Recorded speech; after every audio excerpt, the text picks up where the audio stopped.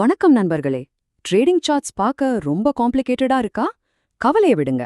இன்னைக்கு ட்ரேடிங்ல ஒரு ரொம்ப சிம்பிளான ஆனா பவர்ஃபுல்லான ஒரு டூல பத்தி பார்க்க போறோம். அததான் பொலிஞ்சர் பேண்ட்ஸ். வாங்க இதை எப்படி ஈஸியா யூஸ் பண்றதுன்னு கத்துக்கலாம். நீங்க ஒரு பிகினரா இருந்தா சார்ட்ஸ பார்த்தாலே தலை சுத்துற மாதிரி இருக்கும் இல்லையா? ஏகப்பட்ட லைன்ஸ், பேட்டர்ன்ஸ், இதுக்கு நடுவுல எப்போ வாங்கணும் எப்போ விக்கணும்னு எப்படிதான் கரெக்டா கண்டுபிடிக்கிறது? இது நிறைய பேரோட கேள்வி.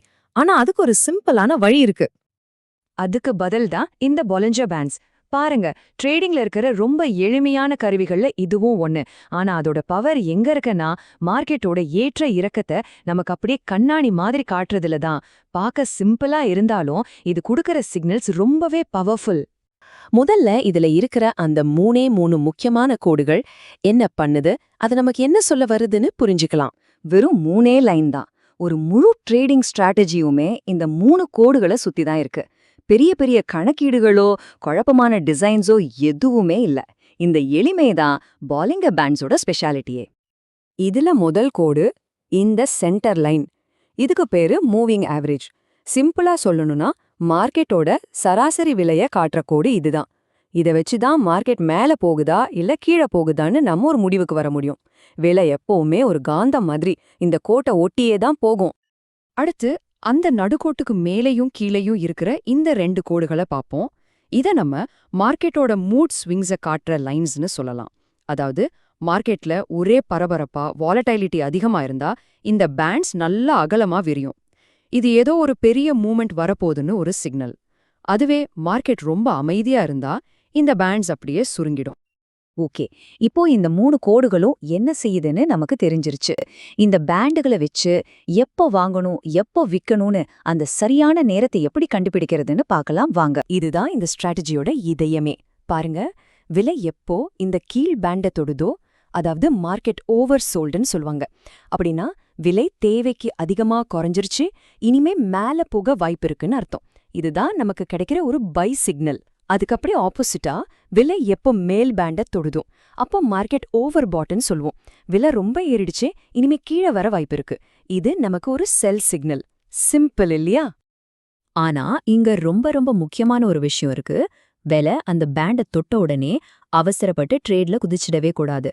அது ஒரு ட்ராப்பா கூட இருக்கலாம். விலை அந்த லைனை தொட்டுட்டு திரும்பவும் பேண்டுக்குள்ள வர மாதிரி ஒரு கேண்டில் ஃபார்ம் ஆகணும்.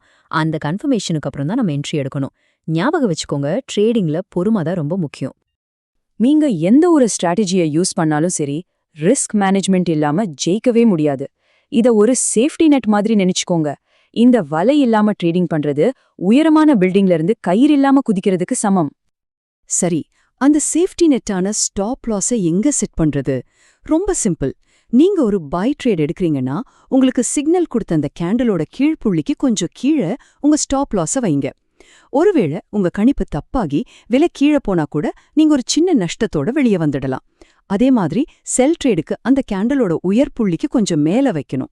இது உங்க கேபிட்டலை பாதுகாக்கிற ஒரு சூப்பர் டெக்னிக்.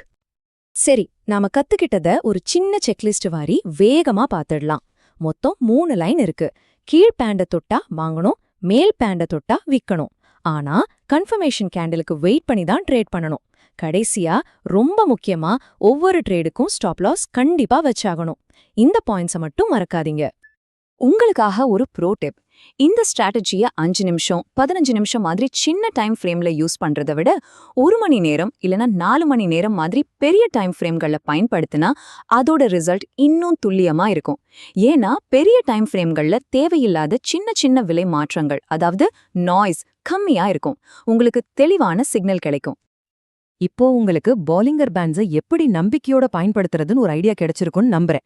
இது மாதிரி அடுத்து எந்த ட்ரேடிங் ஸ்ட்ராட்டஜியை நம்ம இதே மாதிரி எளிமையா பார்க்கலாம் நீங்க நினைக்கிறீங்க? மறக்காம கமெண்ட்ல சொல்லுங்க.